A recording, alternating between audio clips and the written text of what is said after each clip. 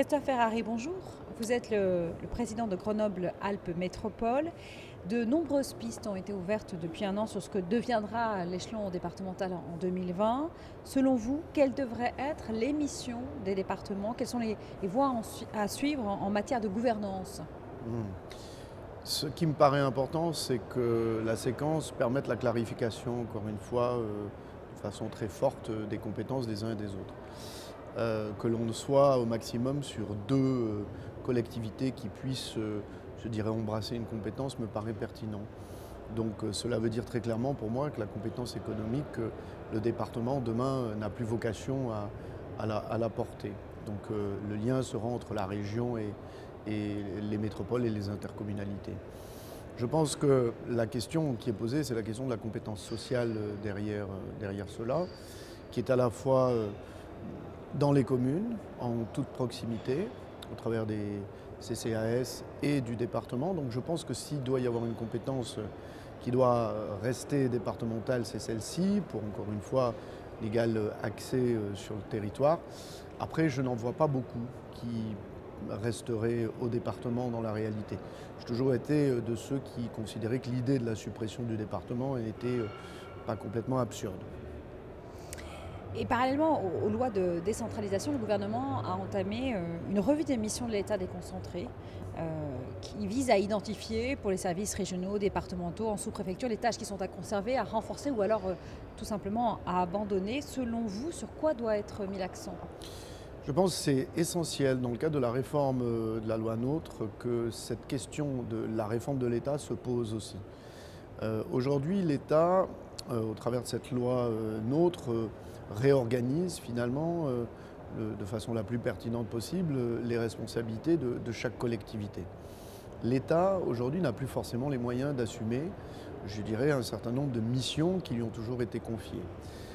Il ne faudrait pas que dans cette réforme-là, ça c'est le cadre plus général, que l'État conserve malgré tout, je dirais, des compétences sans pour autant avoir les moyens de les assumer. Je pense que ça serait contraire à l'idée d'efficience à l'échelle des territoires.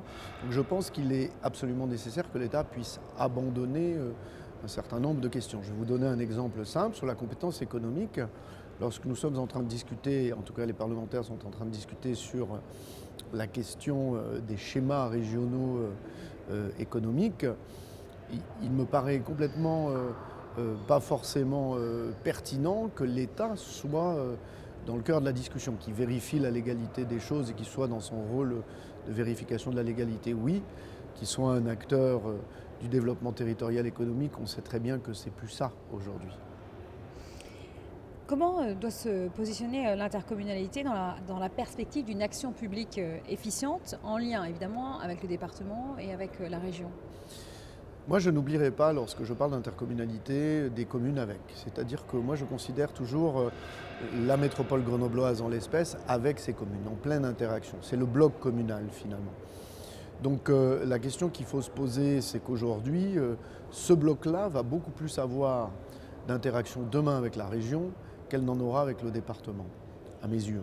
Donc la question, c'est d'organiser cette gouvernance, que la région puisse être, je dirais, chef de file, ou en tout cas pilote sur un certain nombre de questions, et que l'intercommunalité ou la métropole et le bloc communal soient dans l'opérationnel et dans le mise en œuvre.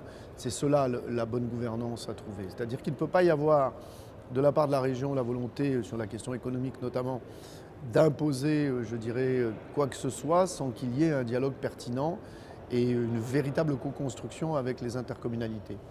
Donc quand j'enlève la compétence économique qui partira des départements, les voiries qui seront de fait départementales, les routes qui deviendront départementales sur le périmètre des métropoles notamment, il reste plus grand-chose en dehors de l'action sociale, encore une fois, qui sera là, une discussion beaucoup plus avec les communes qu'avec l'intercommunalité.